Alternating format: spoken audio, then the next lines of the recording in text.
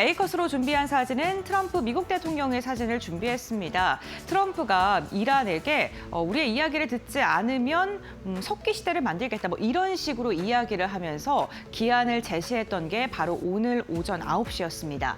그 오전 9시가 다가가는 순간까지도 전면전에 대한 우려감이 점점 더 켜졌었는데 이번에 1시간 반을 앞두고 호르무즈 해협을 개방하는 조건으로 2주간 휴전을 합의하겠다라고 밝히면서 글로벌 시장에서는 안도감이 강하게 퍼지는 듯한 모습이 있었습니다. 타임라인을 한번 볼까요? 전쟁 39일째 극적인 휴전 합의에 성공을 한 것인데요. 트럼프가 간밤에 오늘 밤 한 문명이 사라질 수도 있다라는 굉장히 강도 높은 발언을 하면서 이란의 원유 시설을 실제로 공격하는 듯한 모습이 나타났습니다. 이렇게 협상 시한을 앞두고 나서 트럼프의 공격이 진행이 되자 이란 역시나 협상을 이탈하는 움직임이 포착이 되기도 했었고요. 정말 전면전으로 확대되는 게 아니냐라는 우려가 급증을 하기도 했습니다. 상황이 이렇게 점점 더 악화가 되자 파키스탄과 중국이 나섰고요. 막판 중재에 나서면서 시한을 90분을 앞두고 극적인 합의에 이르는 데 성공을 한 것인데요. 미국이 2주간 공격을 중단을 하고 또 이란은 군사 대응을 중단하는 데 동의했고요. 여기에다가 이스라엘까지도 휴전에 동의하면서 2주간 전쟁이 멈추는 국면에 들어갔습니다.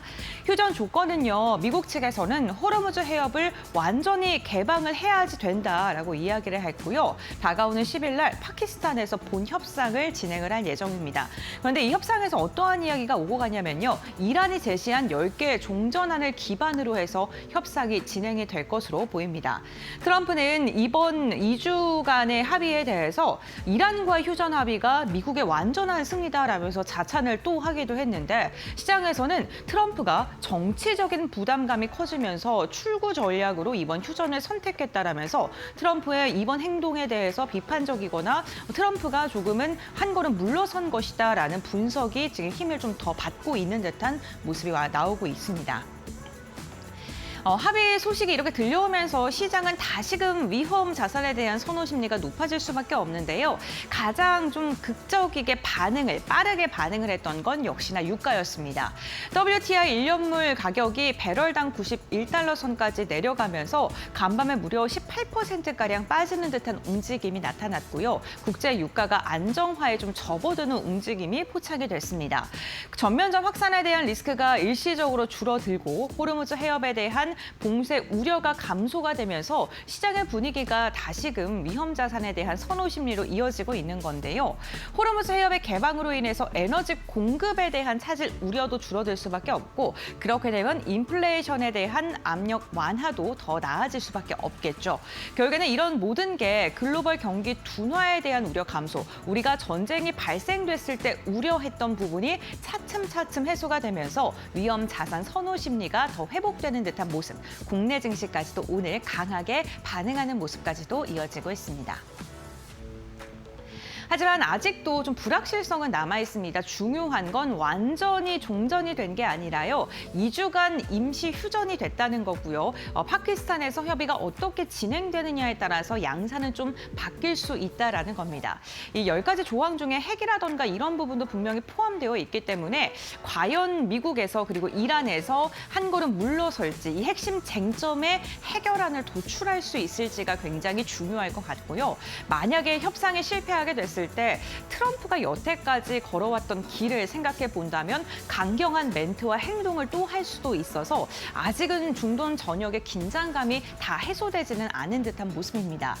특히나 이란이 요구하는 그 내용 중에서 호르무즈 해협에 대한 통행료와 관련된 이야기도 있다는 언론의 보도들이 나오고 있는데요. 이란에서도 지금 전쟁으로 인해서 많이 피폐해졌기 때문에 돈이 필요합니다. 재건 비용을 마련을 하기 위해서 호르무즈 해협을 지나가는 배들에게 통행료를 징수하는 안이 좀 거론이 됐다고 하고요. 일부 지역을 중심으로는 공습 경보가 아직도 이어지고 있고 이스라엘은 헤즈볼라와 같이 주변 분쟁 지역 분쟁이 좀 지속되고 있기 때문에 완전히 완화됐다라고 말하기에는 조금 이른 감이 있습니다.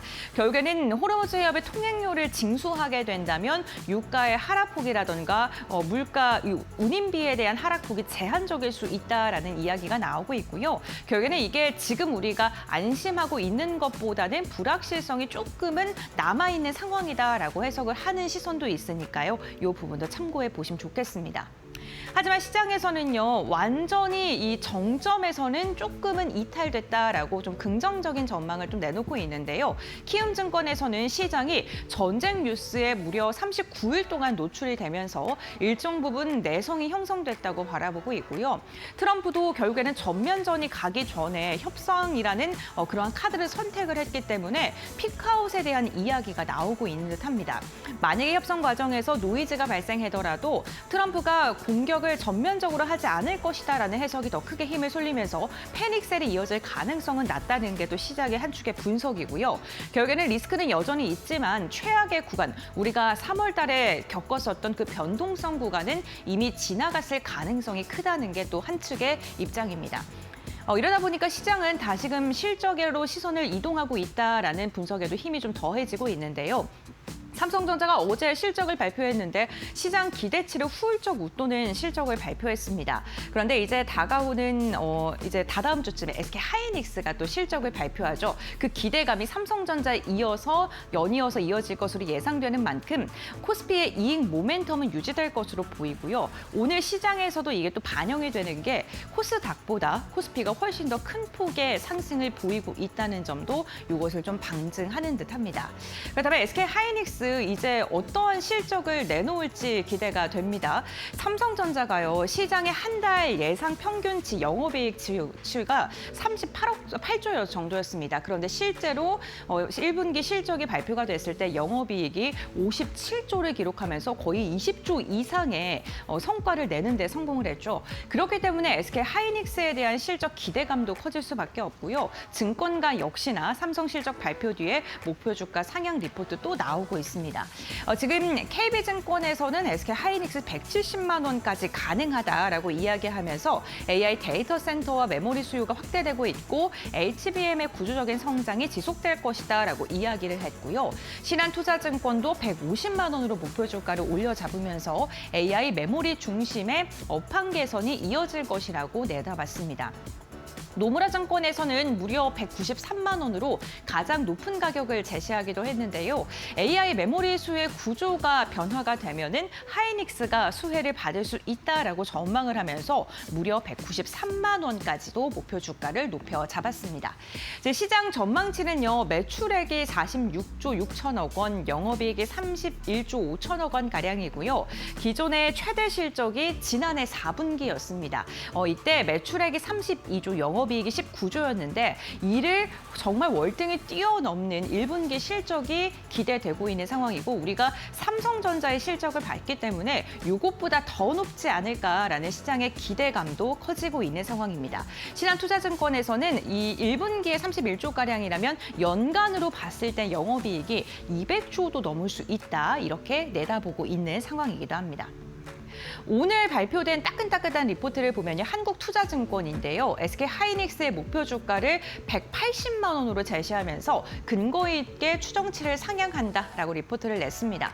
매출액이 55조 4천억 원, 영업이익을 또 높였네요. 38조 5천억 원으로 지금 무려 전년과 비교했을 때 400% 이상 영업이익이 상승할 것으로 봤고요. 시장 예상치랑 비교했을 때도 20%를 웃돌 것으로 내다봤습니다. 올해 역시나 추정치를 높여 잡았는데 영업이익을 기존의 168조였다가 216조까지 높여 잡았고 영업이익률은 무려 73%로 역대 최고 수준을 기록할 것으로 전망을 하고 있습니다. 역시나 판가여도 좋을 것이라고 이야기를 하고 있는데 D램 같은 경우에도 127%, 낸드 부분의 상승률이 눈에 띕니다. 153%까지 증가할 것으로 예상을 하고 있습니다. 1분기 역시나 65%, 78%인데 올해 내내 상승 추세를 이어갈 것으로 한국투자증권은 내다보고 있고요. 그렇기 때문에 수익성이 더 좋아져서 영업이익률이 무려 75%까지 높아질 것이다라고 이야기를 했고요. 이게 다 근거가 있는 추정치다라고 분석을 했습니다. 결국에는 공급 제약이 지속되기 때문에 메모리의 가격 상승은 이어질 것으로 내다본 것입니다. 표 하나만 보고 마무리하겠습니다. 디램과 낸드 가격이 좀 긍정적으로 나올 수밖에 없는 게 수요의 증가가 공급의 증가보다 계속적으로 가파르게 이뤄지고 있는데 이게 디램이고 이게 낸드입니다. 디램과 낸드 모두 다 그렇게 지속이 되고 있는 거고요. 메모리 3사의 HBM의 생산 능력을 보게 되면 삼성전자가 올해부터 갑자기 치고 올라오기 시작을 했죠. 1등으로 지금 자리매김할 것으로 보이고 하이닉스 역시나 그 뒤로 이어질 것으로 보이고 마이크론과 비교했을 때 캐파 자체가 거의 2배가량 더 많을 것으로 예상되는 만큼 실적에 대한 기대감 HBM 쪽에서는 여전히 견고하다. 여기에다가 디램과 HBM 시장 규모를 보게 된다면 디램 부분에서 HBM이 차지하고 있는 비중 자체가 점점 더 확대되고 있다는 점 또한 SK 하이닉스에는 굉장히 긍정적으로 실적에 영향을 미칠 것이다라는 분석들도 더해지고 있으니까요. 이 부분 참고해 보시면 좋겠습니다. 지정학적 리스크가 줄어들자 시장의 눈은 다시금 기업 가치의 근본인 실적으로 향하고 있습니다. 어닝 시즌이 진행이 되고 있는 만큼 우리 기업들의 실적, 앞으로의 추이가 높아지고 있는 기업들은 좀 꾸준하게 살펴볼 필요가 있어 보입니다.